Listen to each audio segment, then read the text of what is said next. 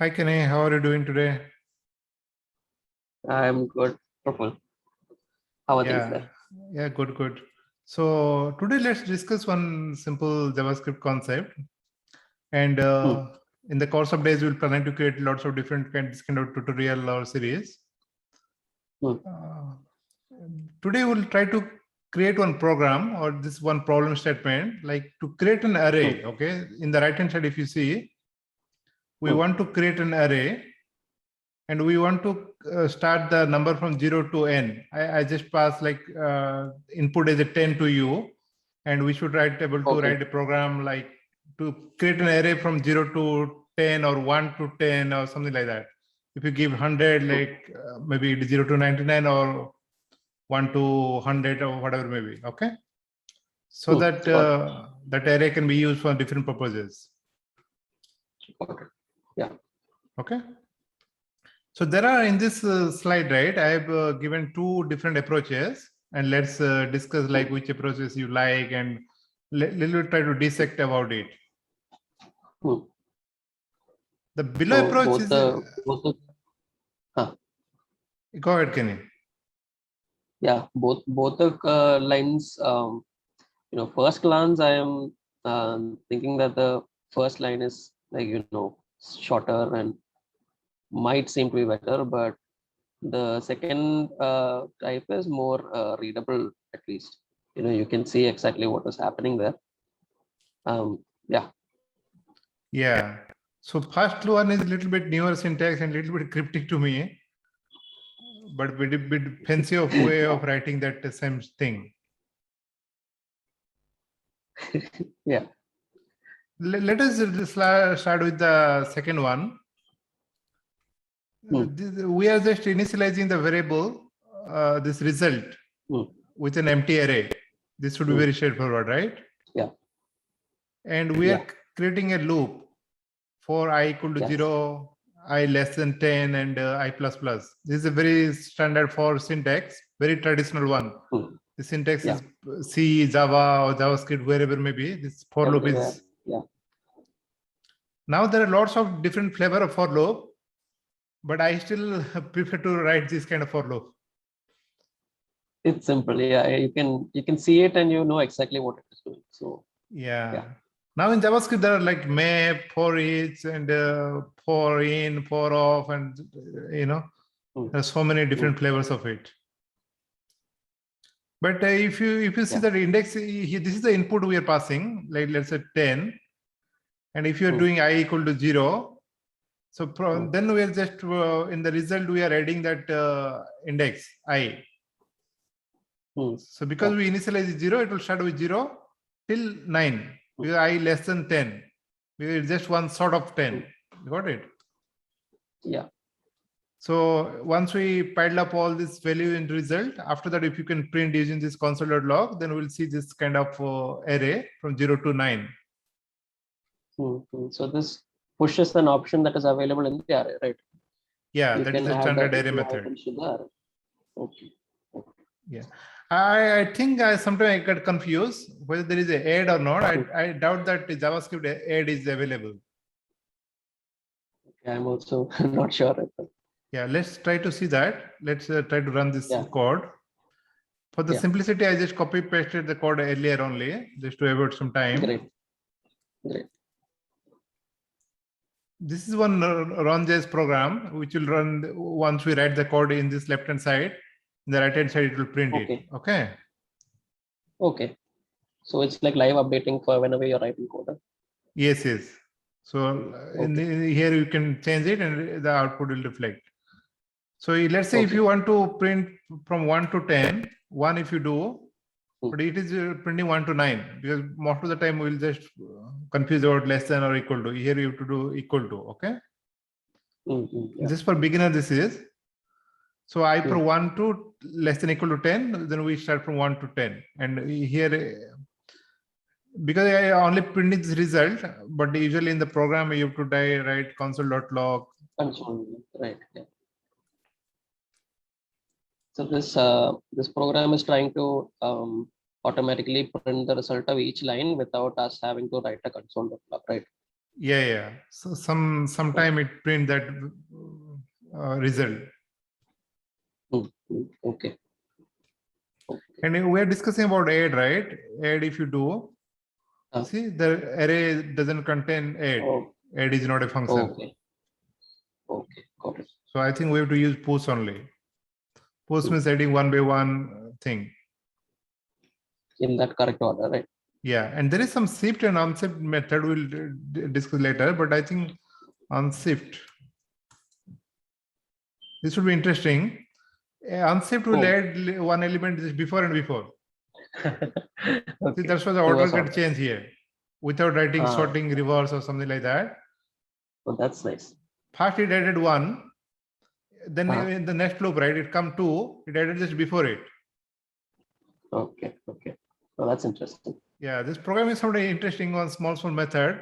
Like can change this drastically. We no need to do reverse. Otherwise, if somebody will ask to reverse order, so once we get the array, then see here we got normal array.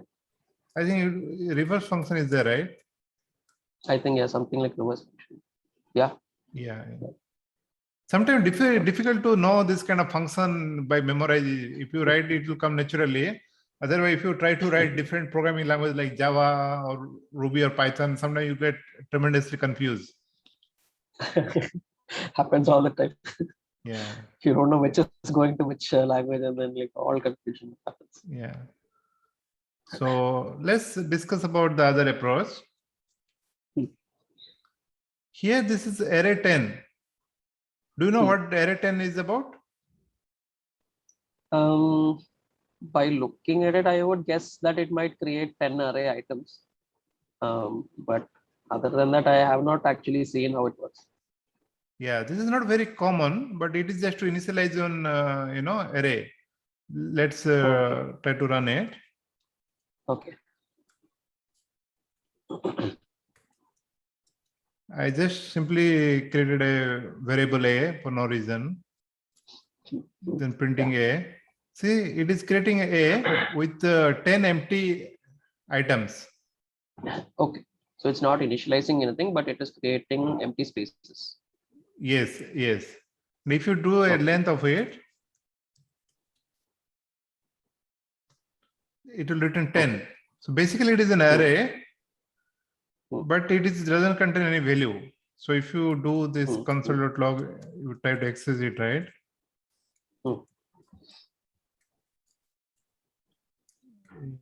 0, undefined. Undefined. Okay. If you do 100, what will happen? Still undefined, I think. Could you try like putting a value in a position, and then we will console log that position? I think we can easily do that. A0.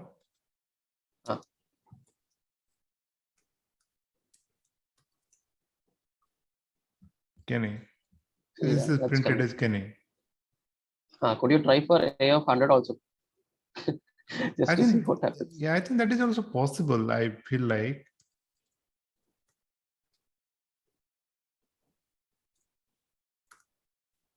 Yeah, Kenny. Now, interesting thing to see that. What would be the length of the array?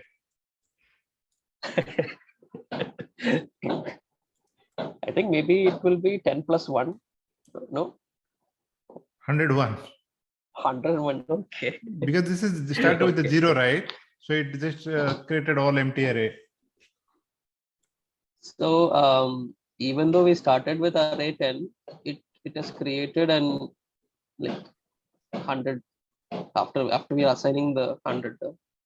Yeah, the first it created 100 empty elements. So now it's a bigger array. Could you check the length now? After that, yeah, a of 100. It would be, I think we just saw that. Yeah, 101. Yeah.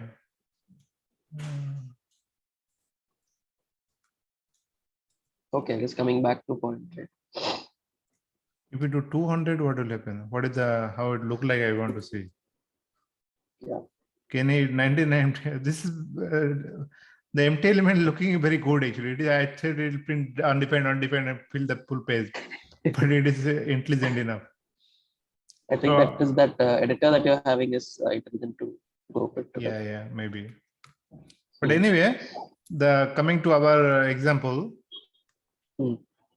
this array 10 will create a array kind of structure. We've seen that, but it will contain undefined. But we need the number from 0 to 9. Like if you pass this 10 or 20 or 100, if you pass, we want to create 0 to 99, right? Yeah. So this array.from is a also new functionality. I'm not remembering it is ES5 or ES6. I think ES6 it is added 2005, ES 2005, 2015. I'm also not very sure about it, but I have seen it in like when we are working on web development and when you're trying to get like use the selectors to get an array of node items, and then you have to use array.from to get an array from the node listed. So that is where I've seen it, but I have not explored much into it. Yeah, that node list also is not a kind of, because standard array function usually don't work with the node list. Node list, we were talking about like DOM manipulation, right? Yes. Yeah. So basically this first input, it will take any kind of array structure. Maybe a set or array or node list or whatever maybe. And this is a bit interesting. This will take a function, kind of callback function. So here it will give us an opportunity to write our custom logic so that output array will be influenced by it. Okay. So if you see that it is a new array syntax it is using, this is very popular. We I are like this applying array syntax. Yeah, it's very tiny and you can easily create a function that way. Yeah. Earlier there are lots of bracket. Yeah, creating a separate function is like a call function and then give the bracket and the curly bracket and all of that stuff. This is like one line, it is all done. Especially if you have only a little logic to do, right? There is more logic, definitely it makes sense to create a bigger function. Yeah. But most of the time we will write tiny function and small utility. This is coming very handy sometimes. Yeah, true. So here underscore, right? It can be any variable. Just for underscore, it is a normal convention that we don't want to use this field. Sometime, right, as some kind of linting tool or some kind of compiler or VS Code, it wants a wiggly line. It means, right, we are not going to use it, underscore. Use that variable. So what is that variable that is coming, the first variable? It is the value of it. If you try to do this instead of I underscore, right, then it will be all undefined. Okay. Because this is a value. Because if you see, right, array 10 contain 10 empty element and we try to access it, it is coming as undefined. Got it. So this first one is contain the value of it. Value of it is undefined. So intelligently, the second argument is the index. Like in any for loop. The current. Okay. Yeah, from 0 to up to 1 less than 10. This 1 less than concept is very confusing sometimes to beginner. 0 but I to think 9. it is a common thing most places, right? Yeah, I think almost all programming languages use that. That is a good thing, at least that everybody is using from 0 to 9. Otherwise, life will be hell. Yeah. True. And see, if you want to do this, because the index starts from 0 at 0, if you want to do from 1, so if you can do +1, so it would be +1. Yeah. And if you want to interested in do some other calculation like 5, this kind of array also you can generate 0, 10, and like that. Yeah, so it's providing a very easy way to manipulate the array. Right? Yeah, so this would be we can store into a resulting array.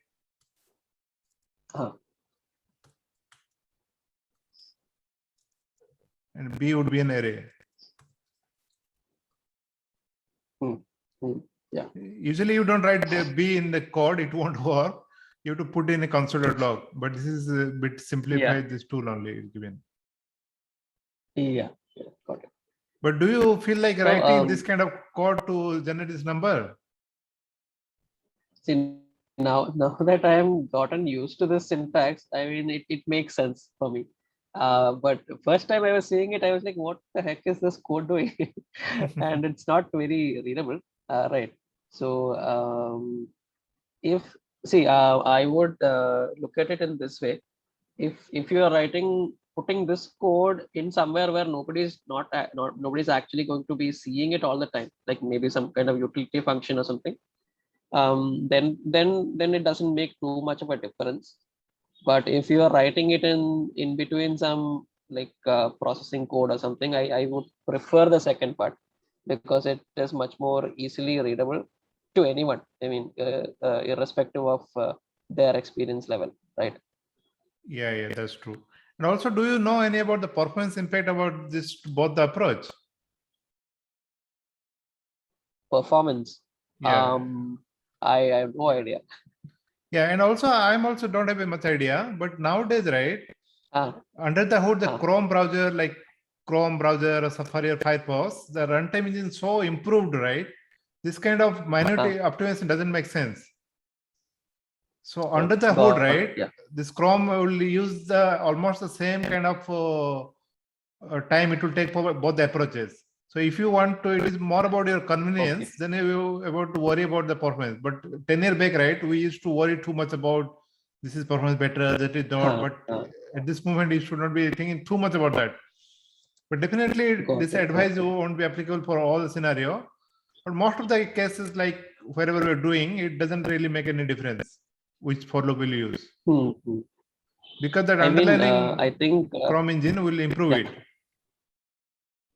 Yeah, and so what you're saying is that we should try to optimize for our developer readability and ease of use, rather than worrying too much about like this kind of micro optimization, right? Yeah, that's exactly true.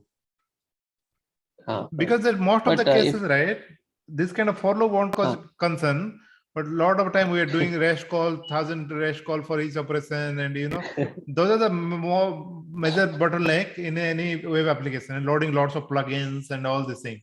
But this kind of small tiny, but if you're definitely iterating about 10,000 or 1 lakh record array, then it is a concern. But if you are doing that, then even though you use this approach, that approach, something wrong in your design. You should think through about like your pagination and your fetching, lazy fetching, and some different concept. So you should any maximum like 100 records you should be iterating. Got it. Yeah, makes sense. Anyways, the user won't be able to handle all of those. If you're showing all of that in the UI. Yeah, if you're doing something, you're doing a little bit wronger, then focusing more about these loops.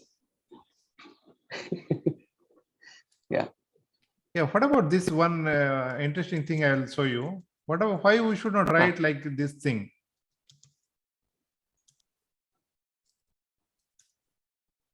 This is also creating, I'm a bit lazy, I won't write 0 to 9. But this is also writing 0 to 3, right? So what is the wrong with creating this array like this? And why we should write this approach or that approach? I mean, if you already know that you only need 4 items, I would say, okay, this is the easiest way. But this is not flexible, right? You won't be able to get how many number of arrays you want, right? You will have to keep writing for how many number you need. Like if you need 10, you have to keep writing 0 to 9, and same way for 100. And I don't want to say about 1,000 or 10,000. Yeah. So sometimes this is simplified example, but sometimes we need some input, and based upon that only we have to write it. Yeah.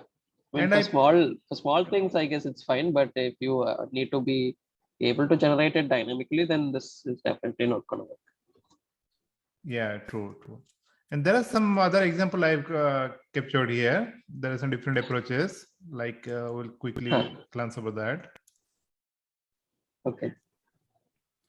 So in the from, right, I think this is also approach is working. Here we are passing an array and a function. This is my, Array From from already also, does that. yeah, array from also takes some kind of Oh, object as a input. Okay. Then it create This is the a, argument for the from. yeah, this is the argument, I think. Okay. But And one we're giving interesting a thing I'm seeing here why it is showing undefined, not empty element. Is there any difference between 10 empty elements and undefined? That's a good question. Earlier we were not seeing that undefined, right? Because if you see that, right? With the array of 10. Yeah. See here 10 empty items it is showing, here undefined. That is true. I guess maybe array dot from is automatically initializing the empty items to undefined under the hood. That could be it. But what is I'm just guessing. empty items? What is empty item? That is a good question. Yeah, the JavaScript is always puzzling. There are lots of nuances.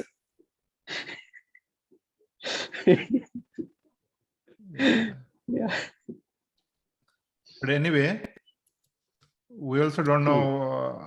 I think whoever created JavaScript, he also don't know what are the use cases coming. Because JavaScript is so much used and misused.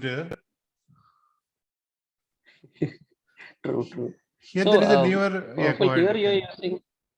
Yeah, here you're using that map syntax.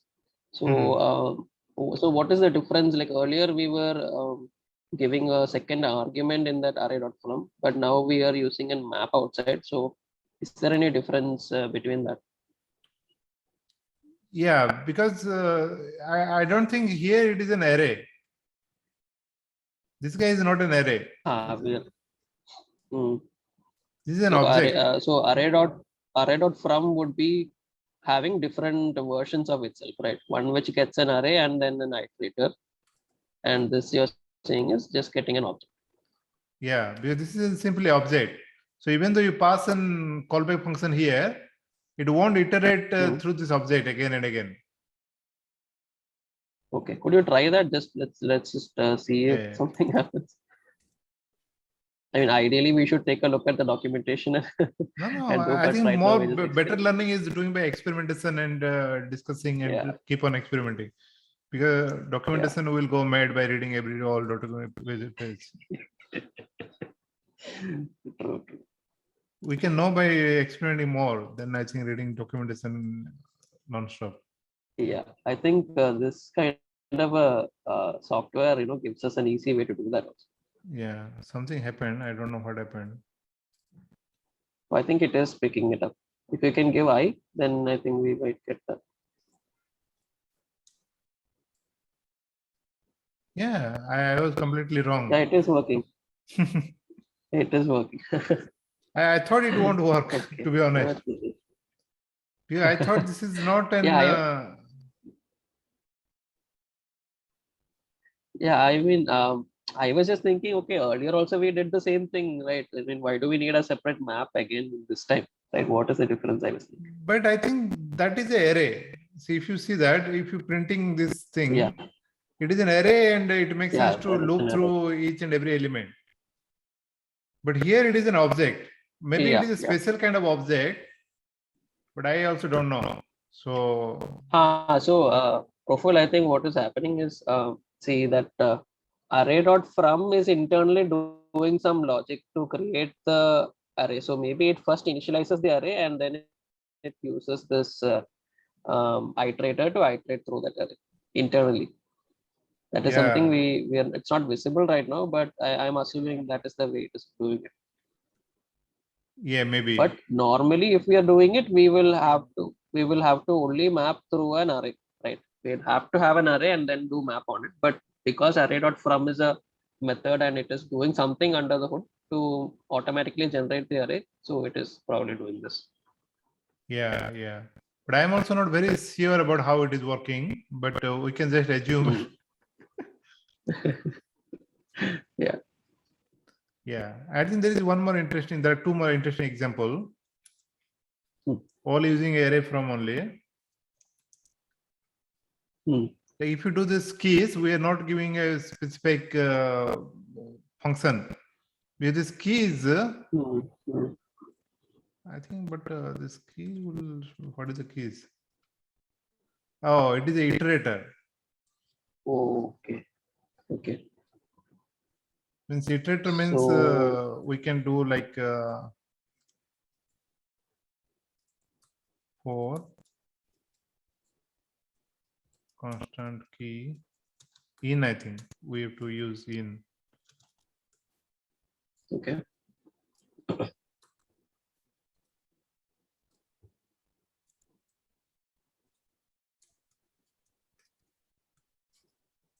I'm very slow in typing. Oh, nothing is getting printed. I think maybe we need let key in or consistent. I think yeah, off, I think. Off and in, I'm confused. Yeah, this is the key. It is written some kind of iterator. We'll discuss more about some detail. We'll discuss because this is also a little bit different, right? Yeah, it's new to me also. I think we'll take a look at it later and Yeah. discuss in detail. Discuss in detail about the keys and other things. Yeah. And I think the same keys. I mean, I think these, this. yeah, Go ahead. Yeah, same.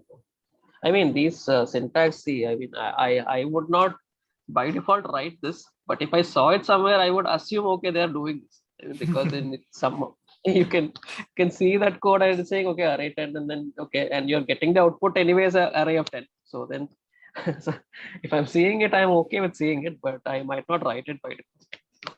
Yeah, but knowing this, right, is not only helpful for this solving this example, but we can be creative in a lot of different situations. We can apply this same knowledge into. We understand the fundamental, right? Foundational thing like what keys does and lots of things like from and this we can apply into different situations in a much more cleaner way.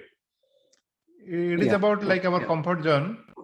Once we are studying, getting more comfortable, then we can also write code. Yeah. And also, right, I'm not sure, like if you contribute to open source, like GitHub, other projects, so experienced developer maybe written this kind of thing. If you know that, then you can read other people code better, right? Definitely. Yeah, this is also one array. I think this is one 3 dot this spread operator. We'll discuss more in depth in the future what this spread operator does and all this thing. But can you guess what this will do? Can we print it? So yeah, Yeah, you tell what do you think? No, so is this spread operator essentially a replacement for the array.from? No, spread operator, I think array.from is replaced by this array. We already created array. This is just to flatten out that iterator, I think. Individual element it broken because we seen like for key this loop, right? Okay, same thing it is trying to do, breaking up the items. Yeah, so it got this iterator kind of thing, and this 3 dot is like flatten it out, like it broke to individual pieces. Okay. So if you print it, what happened?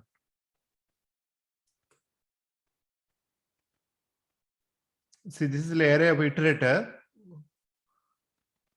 So this is the array of iterator written, and but it is kind of like not list, right? It is a kind of array.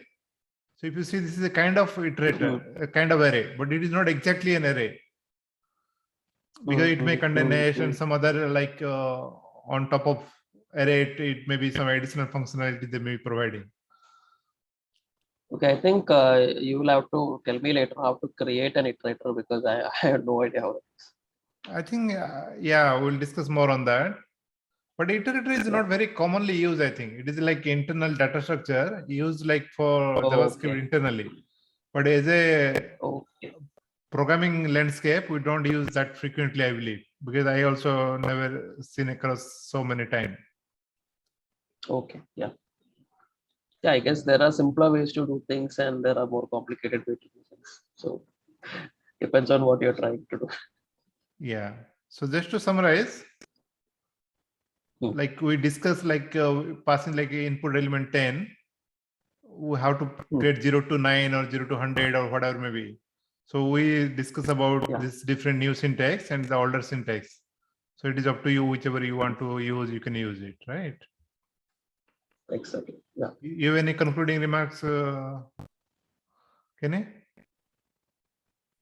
Just coming back to the first thought about, what my preference is. If I was looking at a code base, I would prefer to see the second syntax, because it is like directly, obvious what is happening there. And because even people of different experiences would be looking at the code, right, and maintaining the code in the future. So for junior people also, if they're coming in and they're seeing this syntax, they'll be like, "Wait, what is happening here?" And they'll get frustrated. And so we want to make things easier for everyone. So in my opinion, like, I would go for the second syntax, although it is good to know the different options. Yeah, write the code to help others, but know how to read the code earlier. So if some kind of nerd or very guru write this code, you should able to in a better person to understand it, what's going on. Yeah, I'm sure our friend Puru will be writing the first option all the time. Yeah. Yeah. Thanks everyone. Have a good day. Bye bye. Thank you guys. Bye bye.